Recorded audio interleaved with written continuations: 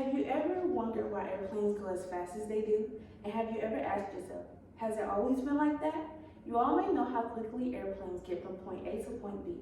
Yet, in the past, this wasn't the case until the first ever supersonic Concorde came along. I have done my research on the Concorde through websites, videos, and books to fully understand the Concorde and the first ever national flight it took. The first Concorde was built to fly to different countries quickly, changing history in the production of airplanes. In this speech, I will talk about the first ever Concorde and the first ever national flight it took.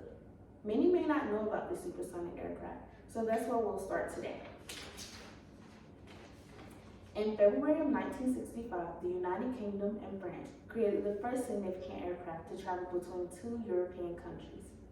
The United Kingdom and France named the airplane the Concorde Airline, and the supersonic commercial aircraft that carried passengers for the first time in history. The plane made its first ever supersonic commercial air flight on January 21st of 1976, initially flying from London to Bahrain. The plane had many trips it took seasonally and temporarily, had charter flights, and its first ever it became national. This plane was the first commercial airline of its kind, but the Concorde only had 14 aircraft that went into service before it had many problems, which led to the United Kingdom retiring it. According to the website Britannica, their article states, the supersonic aircraft was noisy and extremely expensive to operate, which restricted flight availability.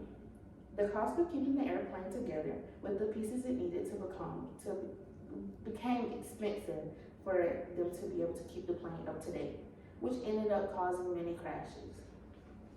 Now that you have heard the story of the Concorde, you are probably wondering what made this air flight so famous. The day of the Concorde air flight changed history for many as it got ready to venture off into different countries. The first Concorde flight became familiar to many people, which led to many people knowing about the countries and the people that touched the Concorde. According to the book Concorde, Supersonic Icon by Ingo Bernstein, the passenger Ali Janahi says, when I said Bahrain, even though most people had no clue where Bahrain was, they immediately recognized the name as the first country where the Concorde flew. Many people loved the Concorde so much that they even had the president involved, who stated, soon there will be only two breeds of airlines, those who have the Concorde and those who have not. We are confident of filling up our Concordes. In the book Concorde, Supersonic Icon by Ingo Bernstein. The Concorde was known for getting places faster than any other airplane because it was supersonic. This made people interested in the Concorde. The first flight only lasted 3 hours in the Concorde when people went from London to Bahrain, making a new historical record. The book Concorde, Supersonic Icon by Ingo Bernstein says, for most people, a trip on the Concorde was the epitome of luxury and speed. Many people didn't get to ride the Concorde. It was a once-in-a-lifetime experience for many. This plane was the only one known in its kind for the speed.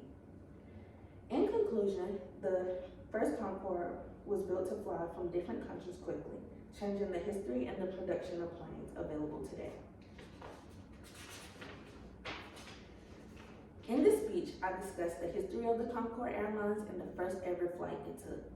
So the next time you are on a plane, think about the history of the Concorde and the speed of the airplanes all over the world.